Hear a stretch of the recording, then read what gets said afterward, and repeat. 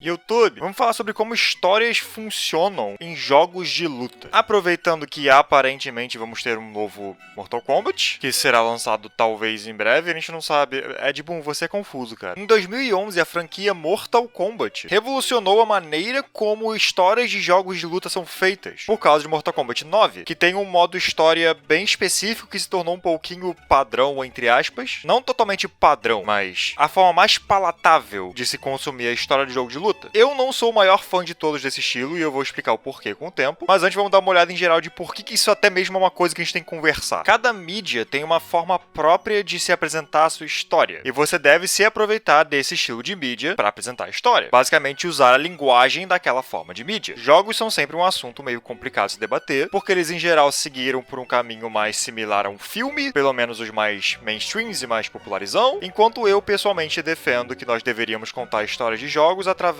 das coisas que diferem jogos de outras mídias. Jogos de luta, entretanto, é um rolê ainda mais complicado. É um jogo com 20 e poucos personagens diferentes. E o foco do gameplay é bater em pessoas. Além disso, durante basicamente os anos 90 inteiro e uma partezinha dos anos 2000, foi meio que unanimemente decidido que jogos de luta sempre se passam em uma espécie de torneio. Torneio Street Fighter, o torneio do King of Iron Fist Tournament do Tekken, Mortal Kombat de Mortal Kombat, King of Fighters. Jogos de luta sempre são um torneio. E é um pouco difícil você fazer uma história boa num torneio, a não ser que você faça alguma coisa interessante com isso. Bom, na época dos fliperamas, as histórias eram uma recompensa pela sua vitória. Você pode saber o básico do personagem, seja numa intro, seja conversando com outras pessoas no fliperama, ou se você estiver jogando no console com os manuaizinhos, e aí você tem a resolução da história dele no final, após você derrotar 8 lutadores, ou 10, ou sei lá, e um chefe. Beleza, isso funciona, porque dá foco pro personagem que você está jogando, e te entrega também a experiência de,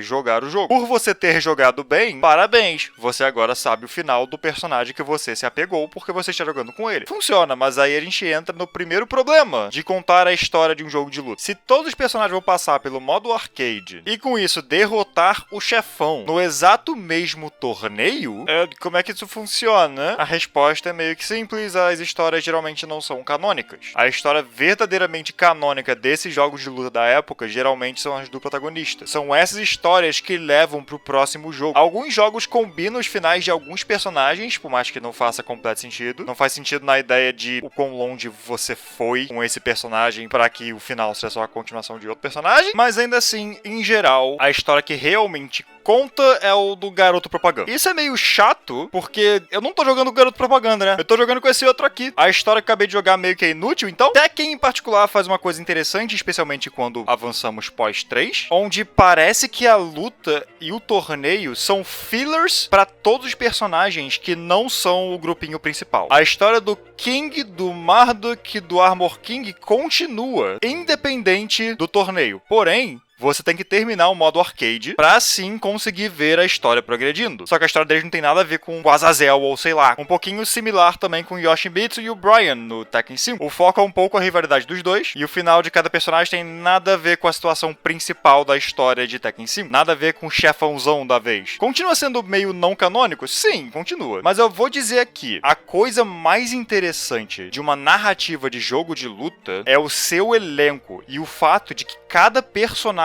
desse elenco tá fazendo alguma coisa. Tem seus próprios objetivos e sua própria história e o próprio motivo para estar ali. E esse também é o principal motivo pelo qual é muito difícil fazer uma história para um jogo de luta. Eu, pelo menos, quero ver as histórias dos personagens que eu gosto. Porém, se não forem parte do grupinho principal, é complicado, porque elas podem não ser canônicas. Em contrapartida, eu não gosto muito do estilo que a NetherRealm faz as suas histórias. Porque quando você faz uma singular história principal, onde cada capítulo dá foco a um personagem, e nós vemos como esse personagem auxilia na história principal, nós perdemos um pouquinho da individualidade de cada história que poderia estar em um jogo de luta. E com isso, os personagens não são jogáveis nesses jogos, são jogados muito pro canto. Jogado.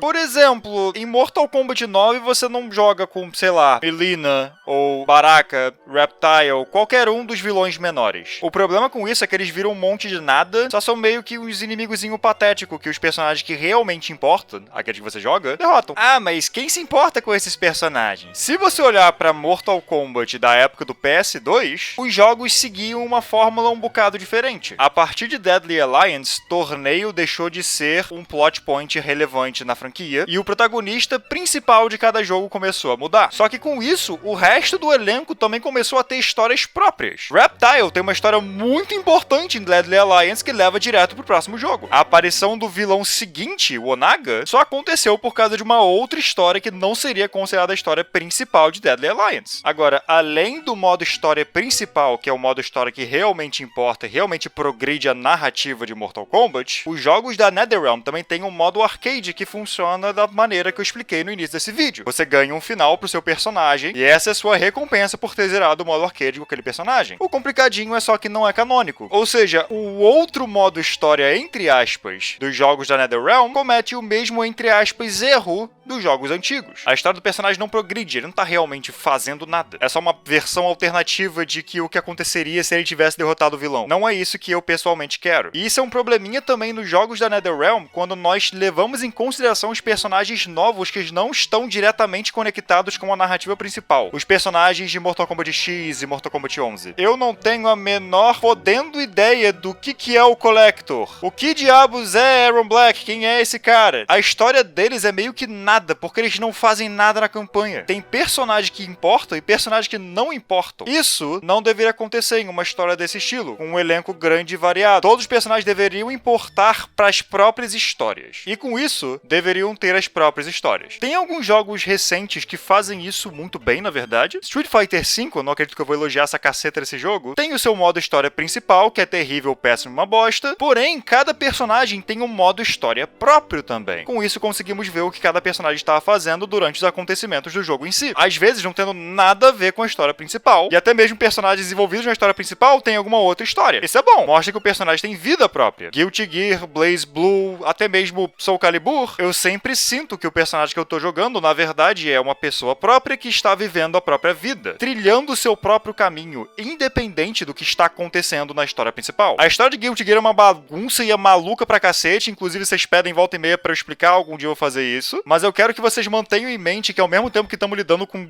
as loucuras de Guilty Gear, tá o Chip meio que tentando ser presidente dos Estados Unidos. E essa é a história dele, e tá seguindo, e funciona. Ah, mas eu não passo pano pra forma como eles estão apresentando a história principal não, tá? Filme de 5 horas é meio criminoso. Enfim, eu gosto muito de jogos de luta, e eu gostaria de seguir mais as histórias de jogos de luta. Porém, eu quero que as histórias que eu sigo importem, e que dê ênfase pros personagens que eu quero acompanhar, não só o elencozinho principal. Eu imagino que o próximo jogo da franquia Mortal Kombat siga uma fórmula de modo história bem similar às anteriores. Afinal, é o que dá certo, e é bem acessível e palatável, é um filme onde volta e meia você bate em alguém, mas eu gostaria de pelo menos algum modo que explore mais os outros personagens, como alguns outros jogos de luta hoje em dia estão fazendo, e eu espero que continuem fazendo. Eu quero muito que Street Fighter 6 siga esse modelo de que cada um dos personagens tem a sua história própria, ao mesmo tempo que podemos ter uma história principal se vocês quiserem, não tô muito afim, mas tanto faz. Se vocês estiverem interessados, algum dia eu faço um vídeo sobre a trilogia da NetherRealm, porque eu tenho opiniões quanto ao gameplay e especialmente quanto à história, porque... Enfim, é isso, muito obrigado por terem assistido, muito obrigado a quem me apoia financeiramente de qualquer maneira, até a próxima e até!